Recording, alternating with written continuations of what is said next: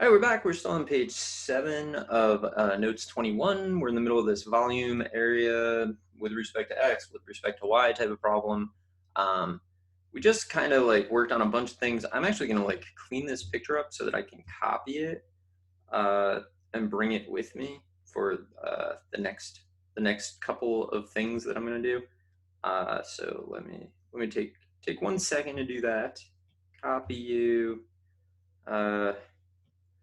Paste, and then I need to like resize it a little bit, and then maybe I should do it over here where it's like bigger, and then let me something here, copy and paste again, and then let me do it one more time just to be able to use it. There we go. Okay, so I think that's going to be helpful. I wish I hadn't copied this like little partial arrow, but I did. So what are you going to do? All right, I said we were going to get numerical values for these things. I don't even know why, but let's do it because we said we would. All right, so typing in some integrals that we got last time. Pi times the integral of the quantity negative quantity y minus 4 squared. This is where like it really just pays. Oh, there's a 2. See, it really pays off to store your functions, which I'm not doing, and I don't really know why, but sometimes you make weird choices. Y, and we're going from 0. I've already stored the x coordinate and the y coordinate. Let's just get decimals. 166.487. So that's going to be an approximate. 166.487. My iPad is not happy today. I don't know why. 487. Okay, and then do the next one, which is like similar, but not nearly similar enough to just steal it. So quantity 9 minus quantity y squared plus 2. Got to square that. Seems right. Minus quantity 9 plus 2 quantity y minus 4. Square that. And we're going from 0 to y coordinate again. Approximately 154.719. 4.719. Okay, so now on to the new stuff for this video. So those are my decimal approximations, which I think for these it's almost always like set up and then use a calculator type thing. Find your big radius, find your little radius, don't freak out no matter what the axis is. All right, here we go. Region R is the base of a solid. For the solid, the cross sections perpendicular to the x-axis are squares by the volume. All right, we can definitely do this. So we're going to find S, right? And S is the segment that we use for the edge of the shape. The area of the cross section in this case is always going to just be S squared because the cross sections are squares, right? So squares mean use S squared. There's 2 different S's though. So the first S is going to involve this curve, and then the second one is going to involve this curve. So we're going to have to write 2 separate integrals. So we're going to do. There's no pi involved because you're not rotating anything, and there's no circles. So we're going to go from 2 to xc, which we stored last time in the last video. So if you're just picking up here, maybe go back and see, or it's 10 minus 2 root 7. I already have that stored on my calculator. S1 is the radical, so radical x minus 2. So radical x minus 2 squared, right? So it's the area of a cross section is side squared or segment squared, and the segment is radical x minus 2, minus 0, but whatever, dx plus, go from xc to, I think, 8. Let's take a look at the picture. Yep, of, what this is 4 minus x over 2, I'm pretty sure. Yeah, 4 minus x over 2. So that's the segment. We need to square the segment to get the area of a cross section. 4 minus x over 2 squared dx. That will be a calculator problem, right? So all we're doing is, this is S1, this is S2, and you integrate the area of a cross-section is a square, good to go. All right, take a look at the next one. Cross-section perpendicular to the y-axis, all right, is an equilateral triangle. So it's great if you know the area of an equilateral triangle, which I do. So equitriangle, oh, look at that.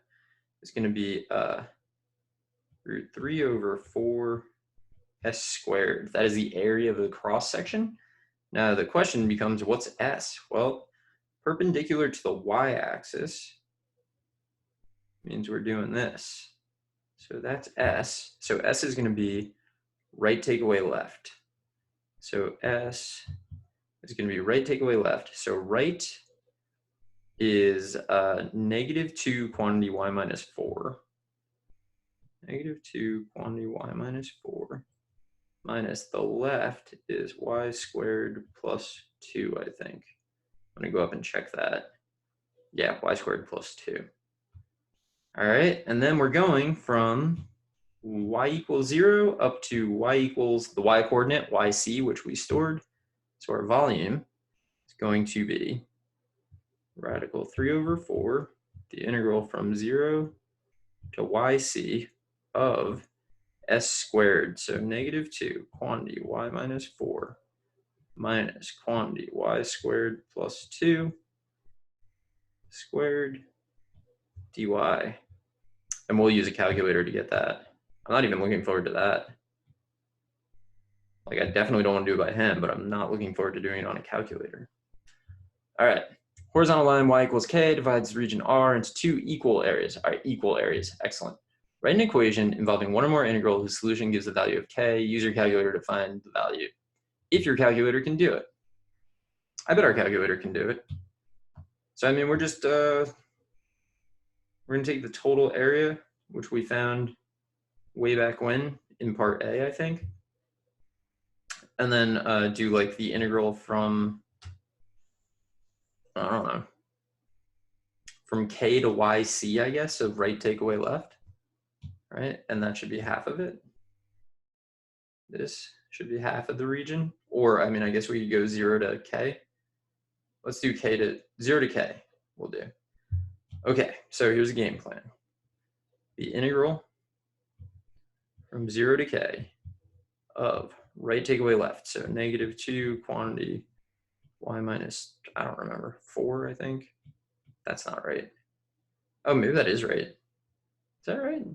Yeah, okay, that's the right-hand curve minus the left-hand curve, which is the quantity y squared plus 2 dy should be half the integral from 0 to yc of right take away left. So we just copy this to y minus 4.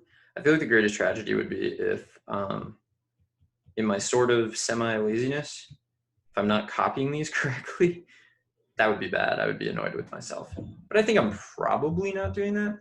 We also could have done 0 to k and then k to yc of the same thing. You know, like let's see if the calculator can solve it. And if it can, so what do we have to do? We're gonna get all these. All right, so back to the calculator. Let's see what's going on. Okay, so I want the integral. I'm doing part D right now. I'm gonna get the numerical value of part D. 2 to xc of square root of x minus 2, but then I squared, so it was just x minus 2, plus integral from xc to 8 of the quantity 4 minus x over 2. That's squared. Yep, squared. dx. Let's get a decimal. 6.640. This is approximately 6.640. All right, let's do e, I guess. Yeah. So that is square root of 3 over 4, the integral from 0 to the y coordinate of the intersection point, yc, which we stored. I think that was a good plan, to y minus 4 minus quantity y squared plus 2. I should have stored these like long ago.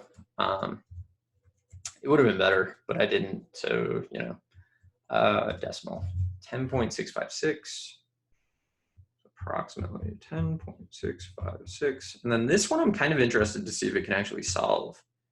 So I'm going to use solve, menu 3.1, menu 3, enter, solve, integral from 0 to k, negative to quantity y minus 4 minus quantity y squared plus 2 dy. Okay, so that should be half of the area, so it should equal half of the integral from 0 to yc of the same, negative 2 quantity y minus 4 minus the quantity y squared plus 2 dy, and solve this for k. So let's see. We get point. So what's yc?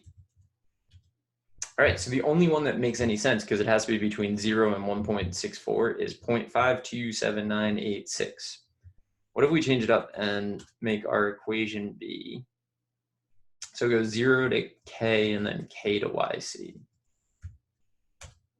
And same answer. I didn't make sense. It should be the same answer, but I'm going to say k approximately 0.528. There you go. All right. That's a super good problem. That's like all the information that might be in 2 different free response questions, I would think. This is like a lot of information. But not terrible. And as long as you keep your head about you, you're going to be totally fine doing these things. All right. So I'm going to end this here. I'll be back in the next video and we'll be doing some more. So I will see you there.